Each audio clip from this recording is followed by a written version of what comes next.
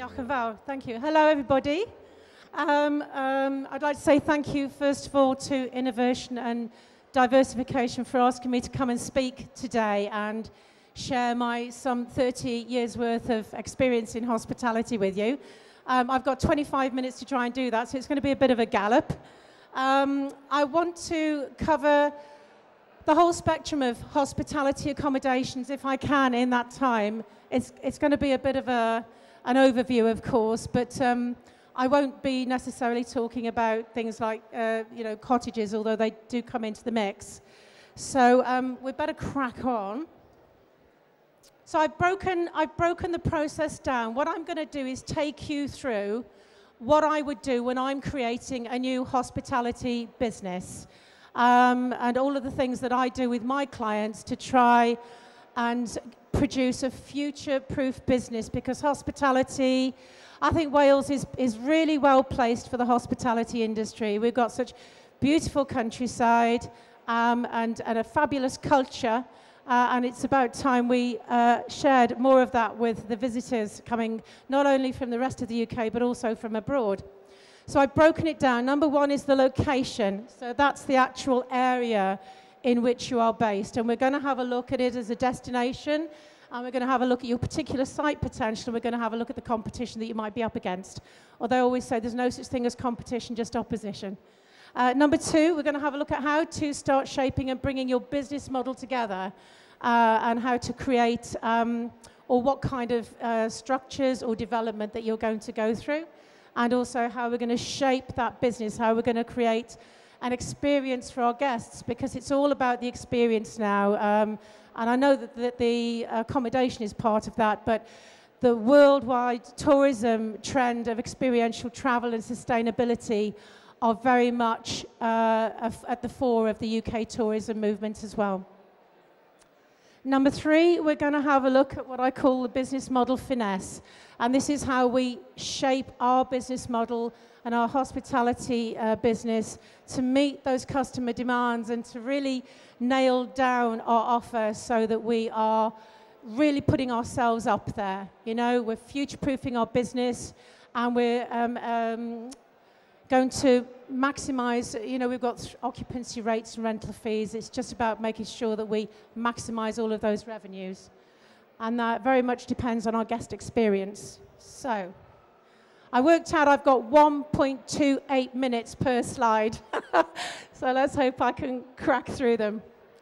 So I used to live in Pembrokeshire, and I used to have a holiday cottage there myself. So I've used that as the basis, as an example, as to how we would go through the process. So number one, there are various counties and places in Wales, and you don't need me to tell you this, you'll probably know yourself. In the industry, we call them, some of the areas are called honeypot areas, and that's because they've got a natural visitor numbers coming into it. It might be mountains, coast, views, water. You'll have a pretty good idea, I would imagine, whether or not you live in a honeypot area or not. I lived here in St Ishmael's near Dale, so it was considered a honeypot area, and most of the people visiting my cottage were coming to either the coastal path walk, or they were going to go and have a look at the puffins on Skoma Island. So I picked the puffins because they're pretty, right? But what I find happens very often when I'm working with clients in Wales is they just don't appreciate what they've got right under their noses. Sweeping views, beautiful rivers, woodlands. Even if it's a pasture, we can certainly do something with it in terms of hospitality, because we've got the glamping sector as well. So I've worked in glamping for 10 years now. I know it inside out. There's always some way to develop a Welsh piece of land or a Welsh property. But what we're looking at to evaluate, don't take it for granted and don't make assumptions, is we're going to have a look at some statistics. So have a look at Visit Wales tourism statistics or a local tourism organisation, and have a look at their statistics. And we also have a look at what else is doing well in the area, why are they doing well, who are they selling their products or their services to. And what we're doing here is we're trying to gather information about who we can sell our holidays to. This is all fact-finding, and it's all really, really important if we're going to create a business that's going to be successful. I'm going to have to skip through a little bit here because I'm aware I could run out of time. Another thing to actually bear in mind is we've moved on. When I was renting holiday cottages out with Quality Cottages down in Pembrokeshire over 10 years ago, we never took anything shorter than a week holiday any time of the year. The whole industry's changed now in hospitality. It's all about short breaks, and that's been driven by the guests and by our customers, really. So we need to be having a very close look at how near we are to a big conurbation of population. So, you know, if I was over maybe up in North Wales, Anglesey, somewhere like that, I was talking to somebody from Anglesey earlier, I'd be looking at the big cities and the big conurbations near that as my target demographic. They're the people I'm going to be looking at to attract to come and stay in my accommodations. And what we're doing is we're building a map here, we're building a picture of how we can shape our business model. Because it's easier to sell something to somebody who's already visiting our area than it is to try and create something and attract them when they won't come in anyway. So this will influence how hard, all of this will influence how hard we're going to have to work to get our guests to come and stay with us. So the next one, has anybody else got a tractor barn like this? I had one like this in Powys. So what have we got to work with, you know? It's quite heavy. You might have some outbuildings that you're thinking of converting into holiday rentals. You might have some existing cottages or properties on your land that you're thinking of upgrading. You know, maybe you're renting them out on a long-term residential let at the moment, and you're thinking of swapping them over to holiday lets, and there's certainly some tax advantages to that. You may have some land, or marginal land, or some woodlands. You're not really using it. It's just sitting there. It's not earning you anything. You know, maybe the subsidies are going to be disappearing very soon. I'm not even going to mention the B word. But you might have some woodlands, which are great for tree houses and cabins. Water. We've got a lot of water in Wales. Why aren't we using it? You know, guests love staying near water. They absolutely love it. I can add 20, 30, 40% to a rental revenue for something by water. Steep terrain. Don't be put off if you've got banks or steep levels of land, because hobbit houses, underground bunkers, underground structures are really starting to become very, very popular. There's not enough of them on the marketplace. They're not what I'd call an entry level. Sorry, my voice is starting to go. I've been talking a lot already today. They're not what I'd call an entry level structure, because there's quite a lot of construction involved in them, but the rental revenues and the occupancy rates are off the charts, along with tree houses. So definitely worth considering if you've got land that isn't, you think, what on earth can I do with it? There's always a way of earning money from land in glamping. So the takeaway, it does not have to be a cottage. We can create, if you want to get into hospitality and you want to create holiday rentals, there's a way we can do it. Planning permissions permitting. So location. So let's have a look at the competitors and let's have a look at the opportunities, because there's always an opportunity. There's always something out there that hasn't been done. Number one, I would have a look at, say, I was going to convert my outbuilding to a very stylish, upmarket, modern conversion, and I'm going to put a tree house down on the field, and I might even think about putting a little bit of glamping along the river or something like that. I'm going to start having a look. Let's stick with the tree house. I'm going to start having a look. Have I got any competition within, say, 20 or 30 miles? If I have, what kind of offer have they created? And also, I'd start looking at their occupancy rates and their rental fees on their calendar, because we can book everything online now. So, you know, we don't have to be a detective anymore to find out what your competitors are renting their structures at and what their occupancy rates are. I would have a look at existing business models. I'd have a look at what else is going on in the area and how successful is it? Because there are some types of structures, especially in glamping, that are starting to slide off the popularity now, and the rental fees and the occupancy rates are and what they once were. Let's have a look. What else would I be doing? Yeah, if you've got an idea, so I want to build a tree house. If there's another tree house in the area, that wouldn't put me off at all. Because there's always a different business model or a different style or a different structure we could put out there. And if they're running at 90-odd% occupancy, what does that tell me? It tells me that they're at full max, and there's probably some room in the market for another tree house. So I'd also have a look at, you know, OTAs, online travel agencies. I talked to Quality Unearthed, which is a company I used to work with, maybe Canopy and Stars, Cool Camping, Cool Stays, people like that. Can't get enough data at this stage. For glamping developments, I can't believe I just said that. For glamping developments, I'd also probably check out the pending planning permissions online. You know, they're all out there in public. You do a Google, do a search on your local planning council's websites, and you'll be able to see what other developments might be in the pipeline, and therefore what competition you might have coming up. And I'd be looking at where is the opportunity to create something really different. So if it was a barn conversion, could we do something a bit more contemporary rather than more traditional? But it all depends on, again, going back to the area and who's coming to stay in the area anyway. So the location, the competition opportunities, it's crucial to nail this down because it just tells us what's already out there, but it also tells us where the opportunities are as well.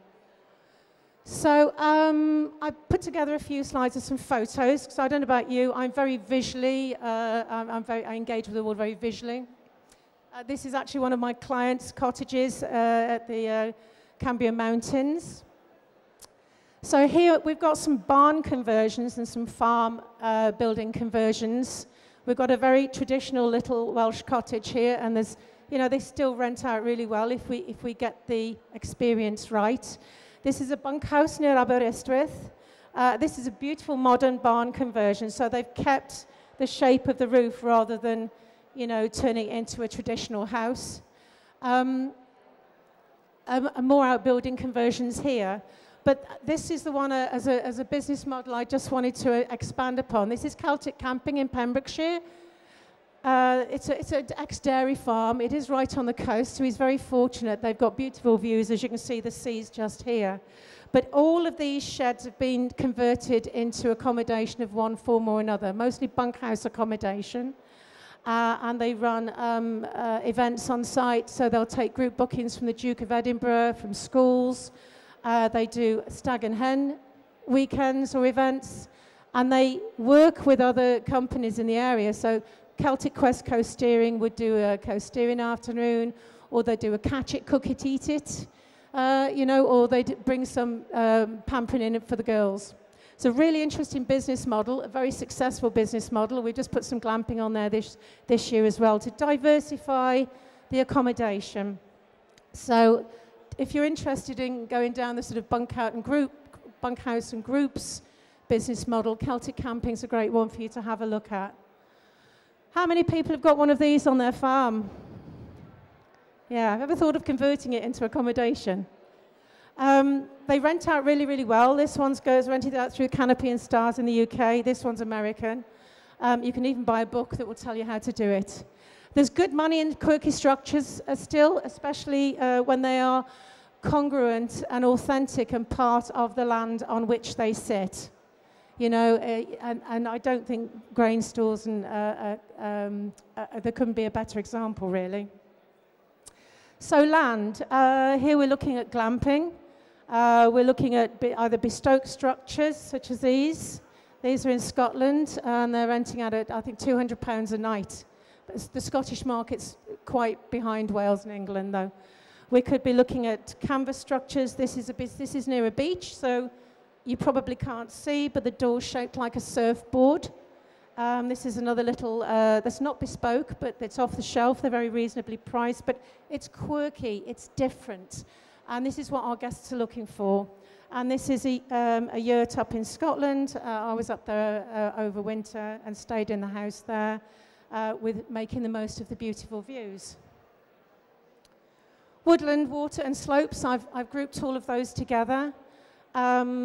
Tree houses, the industry just, we cannot get enough tree houses.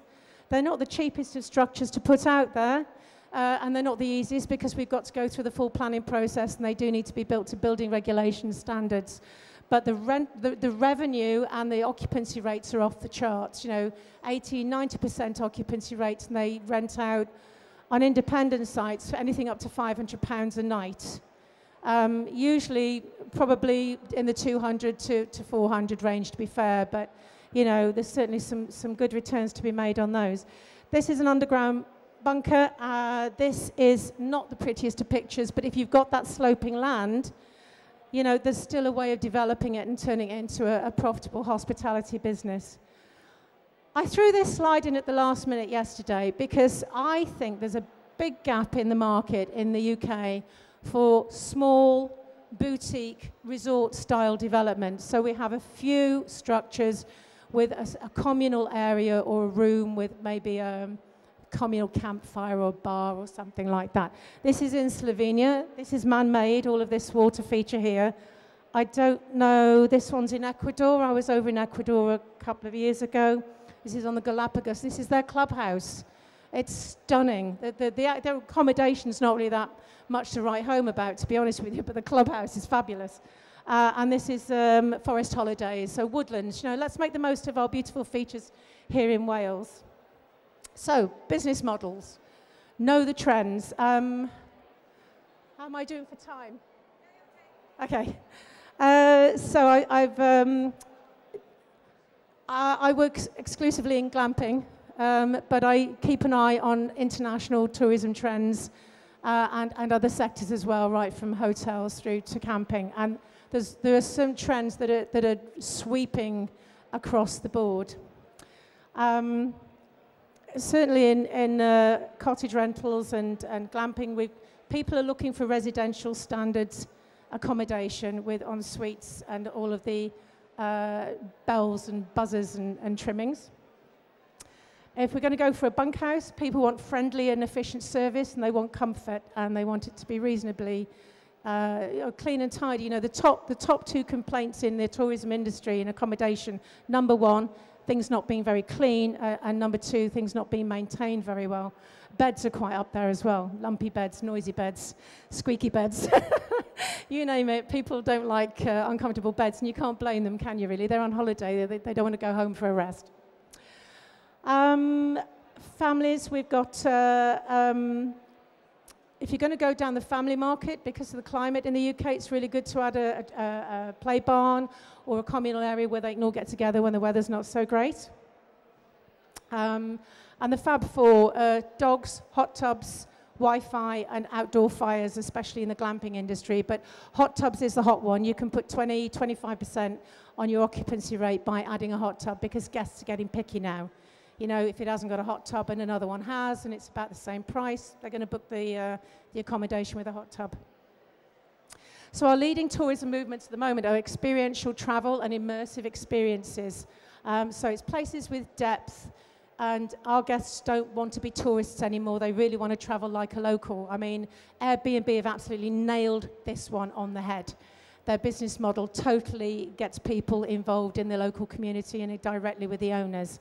And that's one of the reasons why they're doing so well. I think also the fact that we can vet the guests as well as the guests vetting us. So it's a two-way review process. So guests tend to be a little bit better behaved. Have a look at Visit Wales. If you're thinking of getting into any sort of hospitality accommodation, have a chat with some of the OTAs, which is the online travel agents that specialize in that particular business model. So if you are interested in setting up a small holiday park or something with a big number of units on it, go and talk to the boys at Host Seasons. They've been doing it for years. They really know their stuff. If you want to do something small and quirky and off the wall, or just a little bit out there, just 1 or 2 units, talk to Quality and Earth, or talk to Canopy and Stars, or even classic glamping. Pick your OTA and get the right information from the right companies. So it's really important to understand what the market demands are and what the trends are for the accommodation that you're thinking of creating. It's got to be highly, highly targeted. business models. I will apologise for the stock image. I don't like using them. I like my presentations to have something a little bit up, but I couldn't find anything else. So, number one, create a business plan. I hear some people, I was interviewed by a French lady a couple of weeks ago, and she said, oh, I don't bother with business plans. I nearly fell off my chair. They're not essential, you know, but it's the process of going through all of it gets you thinking about how you're going to create your business. Even if you don't have to submit it. I mean, normally we only need a business plan if we're getting money from a bank or if we've got to get some sort of funding. They do like to see a business plan. But it's not a bad thing to go through for our own benefits, actually. And in that, I'm not going to go into too much detail here because a business plan is a business plan. But for the benefits of what I'm talking about here, what's our core business? What kind of accommodation are we going to be offering? What style is it? What's our guest profile, if you like? And the unique selling point. You'll see USP bandied around a lot in business circles. And all it means is how are you going to stand out from the crowd? That's all that means. Costs, you know. And this is where a lot of new businesses trip up, really, in their costs and in their revenues and their cash flow. Cash flow takes over 80% of new businesses in the UK. 80% of businesses fail because the cash flow isn't right. And a lot of you are business people. I probably don't need to tell you that. But that's why it's so important to do our research and get our numbers absolutely nailed as closely as possible. So I don't want anybody coming into the hospitality industry, and especially not the glamping industry, and failing. You know, I want to see them success and thrive, and I still want to be working with them and developing their businesses in 10 years' time. So the numbers are really important, obviously. There are three ways we can maximize on our revenues, or the three revenue streams, rather. One is our occupancy rate. That's the number of nights a year we sell. Number two is how much we sell those nights for. And number three, and this is one that a lot of people forget about, is ancillary revenue streams. And that's a talk in itself. But there's lots of other little add-ons and upgrades and services and facilities that we can sell to people and maximize every single booking that we get.